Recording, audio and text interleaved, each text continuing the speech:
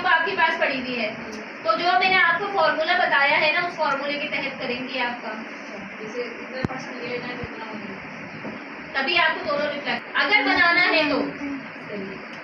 ठीक है, आपके पास वही बात है ना, बात दफा क्या होता है, हमारे पास कुछ कलर होते हैं, हम खुद फॉर्मूला बना रहे होते हैं, उस सूरत में बनाना है जब आपको नॉलेज हो। अब आपके साथ ये भी हुआ होगा, आपने सोचा कि यार क्लाइंट के ऊपर ये चीज आ जाएगी, आराम से आ जाएगी, आपने आराम से 7.1 उठा लिया, 7.1 उठा लिया। ठीक है, आपने अंडरटोन को फोकस नहीं किया, क्या नहीं किया, अंडरटोन को फोकस नहीं किया कि इनके इतने लेवल का बाल है और इस लेवल के अंदर मुझे अंडरटोन का सामना करना है। क्या करना है, सामना करना है। तो उस सामना करने के लिए आपने कोई तैयारी नहीं की, आपने 7.1 उठाया और लगा दिया। जब आप वॉश करवा रही है तो आपको भर के ऑरेंज मिल रहा है, ऐश का तो कोई नामो निशान ही नहीं है। क्यों नहीं है, क्योंकि वो जो ऐश था वो ऑरेंज से हार गया। आसान लफ्जों में समझा रही हूँ आपको, ऑरेंज क्या थी, तो आपने ये अंडरटोन समझाने का मकसद ही यही है कि जब भी आप कलर उठाओगी उसमें इस अंडरटोन का एंटी कलर ऐड जरूर करोगी, जो इसको किल करेगा। क्या करेगा, रेड की पिगमेंट को किल करेगा, ऑरेंज की पिगमेंट को किल करेगा और येलो की पिगमेंट को किल करके आपका जो रिफ्लेक्शन है वो देगा। सही, अभी हमने सिर्फ ये पढ़ा है कि हमारे पास 1 से लेके 10 तक नेचुरल कलर ये हैं, इनके नाम ये हैं, इनके नंबर ये हैं। फिर हमने उनकी रिफ्लेक्शन पढ़ी और अंडरटोन पढ़ी कि अगर हमारे पास ब्लैक बाल आ रहा है तो उसकी अंडरटोन रेड है, ब्राउन बाल आ रहा है उसकी अंडरटोन ऑरेंज है, ब्लॉन्ड बाल आ रहा है उसकी अंडरटोन येलो है। ठीक है, जैसे मैं डार्क कलर ब्राउन करती हूँ, अब जैसे हमेशा करती हूँ, तो मेरा भी ऑरेंज आएगा, रेड आएगा, आपका तो ब्राउन आएगा भी नहीं। अच्छा, आगे अगर हम 40 वॉल्यूम करके एक स्ट्रैंड टेस्ट भी करते हैं तो आपका बाल टच से मस नहीं होगा, सिर्फ इतना बाल होगा जहाँ आपकी नई रूट्स आ रही होंगी। क्यों, क्योंकि देखिए आप महीने में 2 दफा तो रूट टचअप लेती होंगी, एक दफा लेती है, लेकिन लेती कौन सा है, डार्क कलर। ठीक है, बहुत से क्लाइंट हमारे ऐसे हैं जो महीने में 2 से 3 दफा रूट टचअप ले, जैसे जरा सी ग्रोथ आई, क्योंकि फ्रंट ज्यादा फोकस होता है ना। ठीक है, उन्हें जैसे ही लगा उन्होंने टचअप कर लिया, वो कहती मैं तो सिर्फ रूट्स करती हूँ, तो रूट्स ऊपर आने लगती है। जब आपके जो व्हाइट हेयर्स आता है तो ये वाला कलर इधर आ जाता है। ठीक है, फिर आपने इधर लगाया, ये वाला कलर इधर चला गया, तो आपकी लेंथ में तो वो कलर मौजूद है ना, चाहे वो मेहंदी क्यों ना हो। 2 साल हो गए मेहंदी लगाए हुए, 2 साल में हमारा कितना बाल बड़ा होगा, अगर अच्छी से भी अच्छी ग्रोथ होगी तो इतना बड़ा होगा, वरना नॉर्मली ये बड़ा होगा बाल। इतने बालों में तो अच्छा कट डाउन आ जाएगा आपका, और जो नीचे का बाल है उसमें वही भर के ऑरेंज होगा, क्योंकि मेहंदी अभी भी मौजूद नहीं। कोई ऐसी चीज जो नहीं समझ में आ, जो आपने भी ये 5.03 ट्यूब बताई है, ट्यूब के नंबर मेंशन होंगे उसकी बात करेंगे आप। मेरा और इनका सवाल एक तरीके से सेम ही है। ये जो आपने ये कलर बनाने का तरीका बताया वो एक अलग चीज़ है, और जो 5.03 या 711 सारे कलर तो आपको मिलते हैं ना, ये वाले सारे कलर आपको मिलते हैं बने हुए। इन केस अगर आपके पास नहीं हो, अब आपके क्लाइंट को रेड की रिफ्लेक्शन चाहिए, आपके पास रेड कलर कोई पड़ा हुआ, उसमें मैंने आपको बता दी किस तरह बनेगा वो फैशन डाय, उसकी रिफ्लेक्शन। कि अगर आपको 0.3 चाहिए, गोल्ड की रिफ्लेक्शन इतनी ज्यादा नहीं चाहिए, तो उसमें आप 25 ml डालोगे, 75 ml बेस लोगे, उसमें 25 ml क्या डालोगे, उसका रिफ्लेक्शन।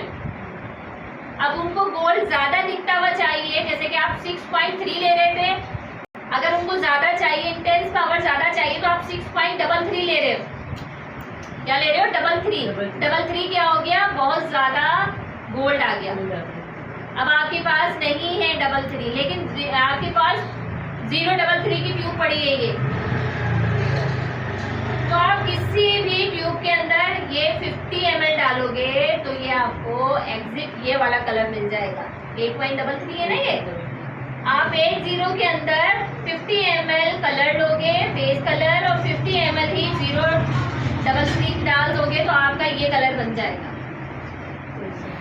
अगर ऐश क्रीम ज्यादा चाहिए हो, यार ये कैसे पता चलेगा ये नंबर डाले, ये नंबर डाले? ये तो करने से पता चलेगा, एक दफा में तो नहीं पता चलता। येलो आ रही है स्ट्रीम करने के बाद या ऑरेंज आ रही है, जिनके बालों पे एक पिगमेंट आ रही है, ऑरेंज पिगमेंट आ रही है लाइट एज, अब उनको बिल्कुल लाइट एज चाहिए, तो डायरेक्ट एज में क्या क्या मिलाएंगे? अभी मैं आपको एंटी कलर समझा रही हूँ। ठीक है, जीरो का क्या काम होगा? जैसे जीरो नेचुरल की 9.03 03 ना, ये नंबर ले लिए लाइट। देखिए 9 आपका आ गया वेरी लाइट ब्लॉन्ड। अब 0 है ना, तो ये नेचुरली रहा, जीरो ये कुछ नहीं। नेचुरल के साथ ही है। अब उसमें पॉइंट के बाद 0 आया, फिर 3 ले रही हैं आप, तो नेचुरल के साथ ही 3 का रिफ्लेक्शन आएगा आपका। जैसे 9 की ट्यूब लेनी और 90 आपके पास तो रखा है ना, 90 यही है। अच्छा, जीरो यही है, पॉइंट के बाद आ रहा है 9.03। आपके पास 90 रखा हुआ, ये रहा। ये क्या है 20 30, ये क्या है 0 के साथ ही आ रहे हैं, इसमें कोई रिफ्लेक्शन नहीं है, नेचुरल है। समझ आ गया? ठीक है। अब आपने जैसे कि अभी आप इसकी बात करिए तो आपने 90 उठाया, ठीक है। अब इसमें 0.3 डाल देंगे आप, ठीक है। आपके पास 3 मौजूद नहीं है, तो आपने 75 ml यानी कि 3 हिस्से ट्यूब के ये लिए और एक हिस्सा आपने 033 का डाल दिया, तो आपका ये कौन सा कलर बन गया? 9.03। ठीक है। अब आपके पास देखो 4 है, 4 क्या है? कॉपर है। इसी फॉर्मूले के तहत आप कॉपर का भी बना सकती हैं कि 90 में आपने 444 डाल दिया, तो ये आपका 9.4 भी हो सकता है, 9.04 भी हो सकता है, ठीक है। 9.44 भी हो सकता है। अगर आपको 44 करना है यानी कि बहुत ज्यादा दिखता हुआ कॉपर डालना है, तो आपने 50 ml नेचुरल कलर लेंगी, तो 50 ml ही इसका रिफ्लेक्शन डालेंगी। ये जो कलर है ये रिफ्लेक्शन के हैं। ये देखिए गोल्ड का रिफ्लेक्शन है, ये कॉपर का है, ये रेड का है, ये ग्रीन का है, ये वॉलेट का है। आ गया समझ में? पेशेंट आए आप 2 लेवल लिफ्ट करते हो और लाइटर पे जाते हो। डायरेक्ट लिफ्टिंग 3 से 4 लेवल, 3 से 4, ठीक है। डायरेक्ट लिफ्टिंग के अलग ही शेड होते हैं। पेशेंट आए के अपने ये जो मैंने आपको बताया 6.1 ही ज्यादा से ज्यादा, अगर मेरा बालों का लेवल 5 लेवल है, मैं 7 पे चली जाऊंगी, या हद से हद अगर मैंने 40 वॉल्यूम से किया तो मैं 8 पे चली जाऊंगी। 11 पे नहीं जा सकती, 10 पे नहीं जा सकती। उसके लिए मुझे प्री लाइटिंग जरूरी है। जो बहुत ज्यादा लाइटर मांगते हैं तो उसके लिए क्या करते हैं, हम प्री लाइटिंग करते हैं। 7.3 प्री का सैंड मांग रहे हैं, पर उनके थर्ड वॉल्यूम पे दे तो रहे हैं पूरे बालों के, जब वाइट बाल ही रूट चलेगी नीचे तो उनके बाल वहाँ नहीं पहुँच सकते, वहाँ नहीं आएगा ना। देखिए लाइटर कलर कभी भी वाइट पे नहीं चढ़ता, ये आपने आपसे पहले अपने क्लाइंट को बताना है। यानी ग्रे कवरेज जो होती है यानी वाइट शेड होता है उसका कलर बाल है उनका, कई जैसे के बाल आ रहे हैं वो उसमें देखो मर्ज हो जाता है। जी। अगर आप इसमें नेचुरल भी ऐड करते हो, हम फैशन डाई में अक्सर ये करते हैं कि अगर ग्रे हेयर्स है तो हम फैशन डाई में थोड़ा सा नेचुरल कलर ऐड कर देते हैं ताकि आपकी कवरेज हो जाए, ठीक है। लेकिन अगर उनको प्रॉपर ही लाइट चाहिए तो वो उसमें मर्ज हो जाता है। वाइट बालों पे कभी भी स्टिकिंग का कलर लाइटर कलर नहीं चलता, लेकिन वो वाइट जो है उन बालों में मिक्स होके नजर नहीं आता।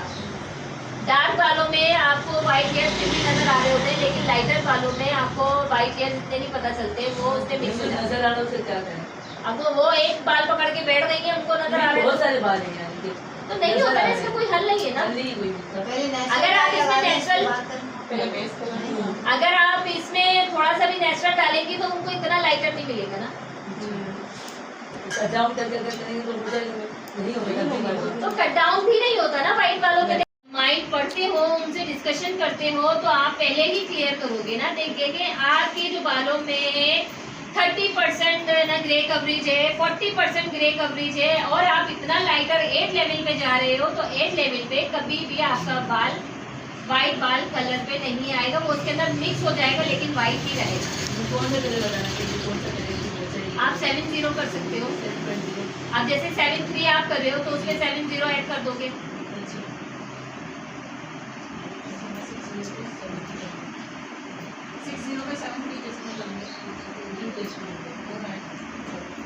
हो जाते हैं तो बात कर रहे हैं, हो जाते हैं हम करते हैं। ये चीज समझ आ गया, आईसीसी समझ आ गया, शेड कार्ड समझ आया। कोई सवाल है आप लोगों का? जायदा